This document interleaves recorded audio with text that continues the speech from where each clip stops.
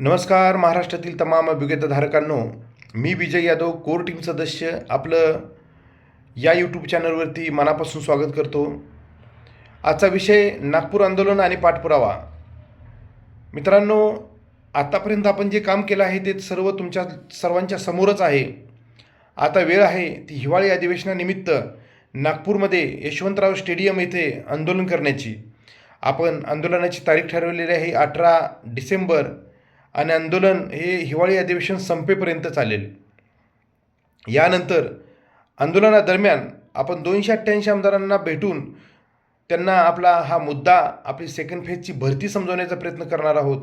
उपमुख्यमंत्री, मुख्यमंत्री आणि शिक्षण मंत्री यांना भेटून आपली शिक्षक भरती पूर्ण करा, आपली सेकंड फेज पूर्ण करा याबद्दलही विनंती करणार आहोत. आणि लवकरात लवकर टॅब ओपन करण्यासाठी आपण मुख्य मागणी करणार आहोत.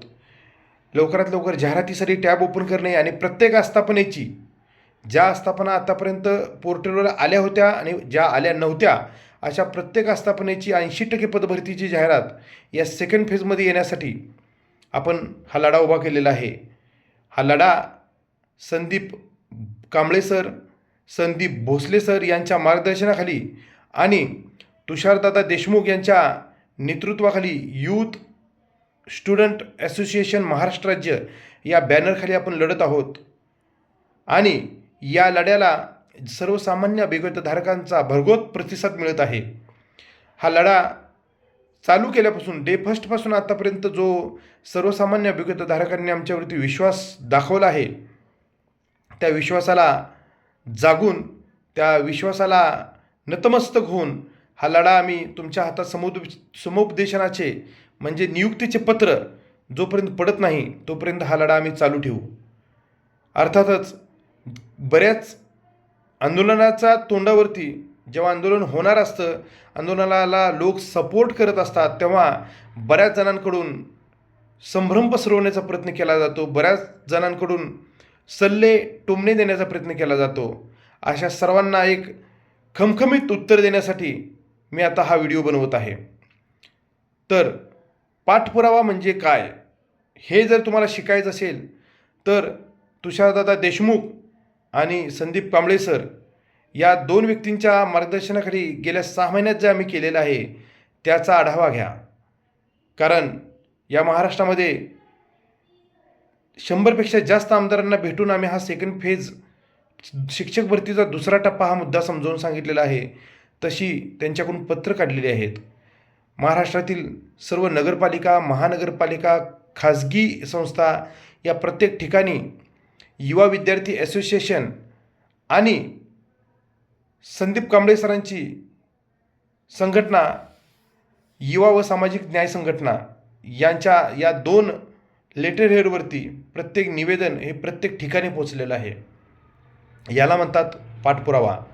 कुठून किती जागा येतात, कुठं प्रॉब्लेम आहे, या प्रत्येक गोष्टीवरती कोर टीमचं बारकाईने लक्ष आहे. कोर टीमचा मेंबर, कोर टीमचे सदस्य आपापल्या जिल्हा टीम ॲक्टिव्ह करून त्या जिल्ह्यातील प्रॉब्लेम सोडवत आहेत. अजूनही काही ठिकाणी प्रॉब्लेम आहेत हे आम्हाला ज्ञात आहे.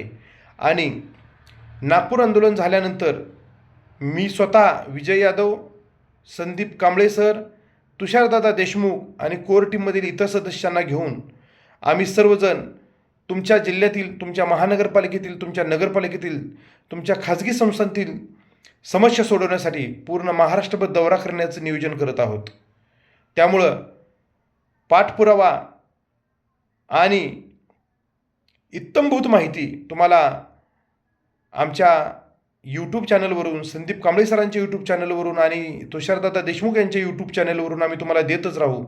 परंतु अशा आंदोलनाच्या तोंडावरती जे लोक टेलिग्राम चॅनल, यूट्यूब चॅनल किंवा व्हॉट्सअपवरून जे संभ्रम पसरवतात, अशा लोकांना माझं खरंच सांगणं आहे की तुमचं जर या शिक्षक भरतीच्या दुसऱ्या टप्प्यासाठी काहीच काम नसेल, तुमचं जर या शिक्षक भरतीमध्ये काहीच योगदान नसेल किंवा तुम्ही या शिक्षक भरतीमध्ये लागणार नसाल, तुम्हाला 60-70च मार्क आहेत दुर्दैवानं. माझ्याकडे 2,16,000 लोकांचा डेटा आहे. कोणाला किती मार्क आहेत मला इत्थंभूत माहिती आहे माझ्याकडे नावानिशी. त्यामुळं वेगवेगळ्या यूट्यूब चॅनल, टेलिग्राम चॅनल आणि व्हॉट्सअप चॅनलचे जे ॲडमिन आहेत अशा लोकांना माझी हात जोडून विनंती आहे, हा डेटा नावानिशी पब्लिश करण्याची वेळ येऊ देऊ नका.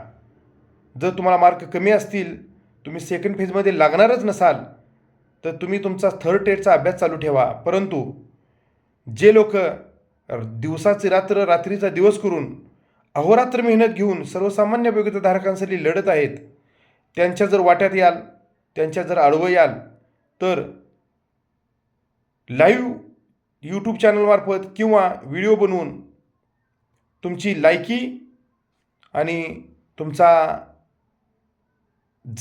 जागा ही तमाम महाराष्ट्राला दाखवण्यात येईल. कारण आपलं जर काही कार्यच नसेल तर दुसऱ्याच्या कार्यावरती बोलण्याचा आपल्याला अधिकार नसतो. त्यामुळं आपण सर्वांनी बोलताना आपण काय बोलत आहोत, कुणाबद्दल बोलत आहोत, किती बोलत आहोत याचं भान ठेवून बोलावं. कारण ज्या परीक्षेमध्ये या लोकांनी 100+ मार्क घेतलेले आहेत, जे लोक एवढी मार्क घेऊन तुमच्यापेक्षा 40-40, 50-50 मार्क जास्त घेऊन रात्रंदिवस फुटपाथवरती बसून लढत आहेत, त्यांच्या आंदोलनाबद्दल किंवा त्यांच्या पाठपुराव्याबद्दल जर तुम्ही बोलत असाल तर ही अतिशय लाजिरवाणी गोष्ट आहे. त्यामुळं आपण सर्व ज्ञात आहात, सुज्ञ आहात, बोलताना विचार करून बोलावं आणि जर तुम्हाला द्यायची असेल तर या लढ्याला साथ द्यावी. कारण विरोध करण्यापेक्षा साथ दिलेली कधीही चांगली असते. तुमच्या